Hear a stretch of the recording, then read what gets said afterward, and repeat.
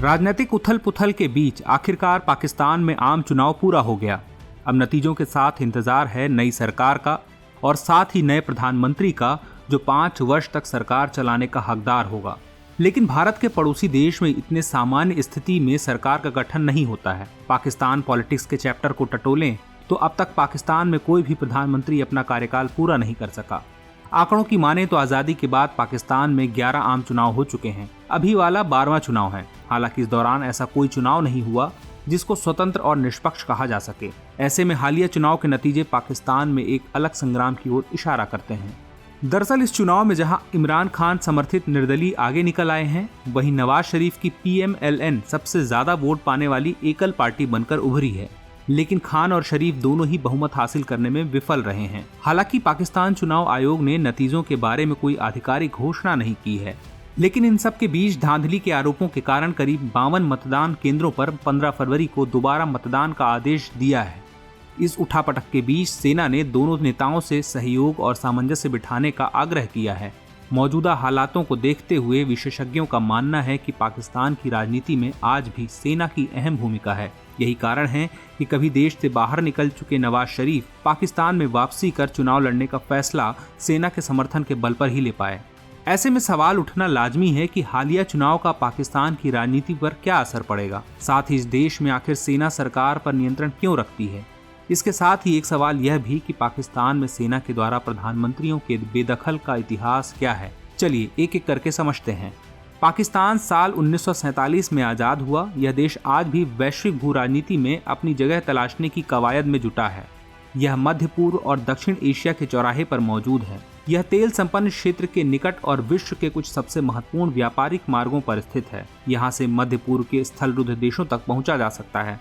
हालांकि भारत का यह पड़ोसी देश बाहरी ताकतों का नहीं बल्कि आंतरिक राजनीति का शिकार हुआ है। जहां एक तरफ उसका पड़ोसी देश भारत विकास की नई ऊंचाई छू रहा है, तो दूसरी तरफ पाकिस्तान आज पाई पाई का मोहताज है। हालांकि बीते समय से शिथिल पड़े देश की राजनीति में आम चुनाव ने प्राण फूंकने का काम किया। एक स्थिर सरकार के आने से पाकिस्तान की आंतरिक स्थिति के साथ साथ वैश्विक छवि में भी सुधार आएगा। गौरतलब है कि पाकिस्तान की आर्थिक हालात डावाडोल बनी हुई है। उसका विदेशी भंडार $4 बिलियन से भी कम हो गया था और अमेरिकी डॉलर के मुताबिक उसका रुपया तेजी से गिर रहा था। अंतर्राष्ट्रीय मुद्रा कोष से $3 बिलियन के ऋण ने अस्थायी रूप से डिफॉल्ट को रोकने में मदद की। वहीं इसके साथ चीन भी पाकिस्तान की ओर मदद का हाथ बढ़ाए रखता है।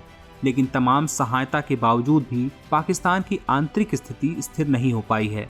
ऐसे में देश में हुए चुनाव से उम्मीद लगाई जा रही है पाकिस्तान को एक स्थिर सरकार मिल पाएगा। हालांकि नाटकीय अंदाज में संपन्न हुए चुनाव में एक बार पाकिस्तान आर्मी ने एंट्री मारी है और अपनी अहमियत को दर्शाने का प्रयास किया है।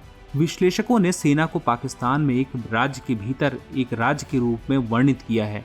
गौरतलब है कि 1947 में पाकिस्तान को ब्रिटेन से स्वतंत्रता मिलने के बाद से इसने राष्ट्रीय राजनीति और सत्ता परिवर्तन को प्रभावित किया है। अब सवाल है कि वो कौन कौन से मौके रहे हैं जब पाकिस्तानी सेना ने वहां की सरकारों का तख्ता पलट किया है। पाकिस्तान में सरकार तख्ता पलट का पहला उदाहरण अप्रैल 1953 की एक घटना में दिखता है। उस समय प्रधानमंत्री ख्वाजा नजीमुद्दीन को गवर्नर जनरल मलिक गुलाम मोहम्मद की मदद से प्रधानमंत्री पद से हटा दिया गया था। अक्टूबर 1958 में राष्ट्रपति इस्कंदर मिर्जा ने पाकिस्तान में मार्शल लॉ यानी सैनिक शासन लगा दिया। साथ ही मिर्जा ने जनरल अयूब खान को पाकिस्तानी सेना का कमांडर इन चीफ बना दिया। इसके अलावा उन्होंने 1956 में लागू हुए पाकिस्तान के संविधान को भी रद्द कर दिया। इतना ही नहीं, मिर्जा ने पाकिस्तान के सभी राजनीतिक दलों पर भी बैन लगा दिया था। इसमें एक दिलचस्प बात यह है कि 27 अक्टूबर 1958 को अयूब खान ने इस्कंदर मिर्जा को गिरफ्तार करके देश से निष्कासित कर दिया। इस्कंदर मिर्जा वो शख्स हैं जिन्होंने अयूब खान को इस पद तक पहुंचाने में निजी तौर पर बड़ी भूमिका निभाई थी। इसके बाद साल 1973 में जुल्फिकार अली भुट्टो पाकिस्तान के प्रधानमंत्री पद पर चुनकर आते हैं। ये दावा करते हैं कि पाकिस्तान से वो मार्शल लॉ को हमेशा के लिए दफन कर देंगे। लेकिन विडंबना यह रही कि मार्शल लॉ की सरकार ने उन्हें फांसी पर लटका दिया। ऐसा माना जाता है कि जुल्फिकार अली भुट्टो सेना और प्रशासन में सुधारों के इच्छुक थे। इस कवायद में वो पाकिस्तान में लोकतांत्रिक वर्चस्व को कायम करना चाहते थे। इसके बाद 1985 में पाकिस्तान में दलविहीन चुनाव करवाए गए। इसमें मोहम्मद खान जुनेजो को पाकिस्तान के प्रधानमंत्री के तौर पर चुना गया, मगर कुछ दिन बाद जुनेजो और राष्ट्रपति मोहम्मद जिया उल हक के बीच रिश्ते बिगड़ते चले गए। आखिरकार मई 1988 में राष्ट्रपति जिया ने जुनेजो को प्रधानमंत्री के पद से हटा दिया। इसके कारणों में एक कारण रावलपिंडी में औजड़ी कैंप घटना में जिम्मेदार सैनिकों को आरोपी ठहराना था। जुनेजो के हटने के बाद साल 1988 में ही बेनजीर भुट्टो चुनाव जीतकर प्रधानमंत्री बनी, मगर इनका भी हाल दूसरे प्रधानमंत्रियों की तरह ही हुआ। ये भी अपने कार्यकाल को पूरा न कर सकी। ये पाकिस्तानी खुफिया एजेंसी ISI के राजनीति में दखल को चुनौती देती थीं। साल 1990 में आर्मी के चयन बोर्ड के मामले में प्रभाव डालने की कोशिश उन्हें हटाए जाने की सबसे अहम वजह बनी। इनके बाद नवाज शरीफ पाकिस्तान की सत्ता पर काबिज होते हैं, मगर इनका पहला दौर भी संघर्ष और मोर्चाबंदी की भेंट चढ़ जाता है। आगे साल 1997 में ये एक बार फिर चुनाव जीतकर प्रधानमंत्री बनते हैं, मगर इस बार भी ये पहले की तरह ही अपना कार्यकाल पूरा नहीं कर पाते हैं।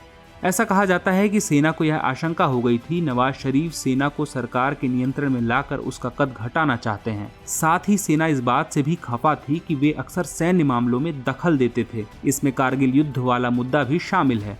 इन सब के बावजूद भी नवाज शरीफ एक बार फिर साल 2013 में बतौर प्रधानमंत्री पाकिस्तान की डोर संभालते हैं, लेकिन 2017 में पाकिस्तानी सुप्रीम कोर्ट ने उन्हें एक भ्रष्टाचार के मामले में दोषी ठहराया था, जिसके चलते उन्हें अपनी कुर्सी से हाथ धोना पड़ा।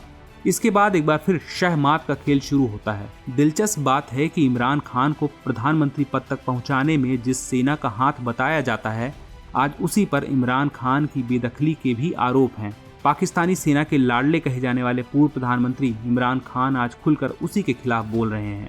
उस पर अपनी और अपने समर्थक नेताओं की हत्या करवाने के लिए षड्यंत्र का आरोप लगा रहे हैं। इस तरह पाकिस्तान के इतिहास में कई प्रधानमंत्री आए और गए, मगर अपना कार्यकाल पूरा न कर सके। पाकिस्तान की स्थापना से लेकर आज तक पाकिस्तानी सेना का वर्चस्व कायम है। असल में पाकिस्तानी आर्मी ने ना तो कभी स्वीकार किया है और ना ही समझने की कोशिश की है कि उसका असली काम देश की रक्षा करना और सरकार के आदेशों का पालन करना है, ना कि सरकार चलाना है। उधर सेना और सत्ता की लड़ाई के बीच पाकिस्तान का लोकतंत्र इस बात की आस लगाए अभी तक पालने में झूल रहा है कि एक दिन ऐसा आएगा जब उसे असल मायने में आज़ादी प्राप्त होगी। तो व्यूअर्स, आज की चर्चा को यहीं विराम देते हैं और नोट करते हैं आज का सवाल। भू राजनीतिक स्तर पर पाकिस्तान की अस्थिर राजनीति का क्या प्रभाव पड़ेगा? समीक्षा कीजिए। डियर व्यूअर्स, अपने एग्जाम की तैयारी को और बेहतर करने के लिए हमारे चैनल को लाइक, शेयर और सब्सक्राइब करना न भूलें।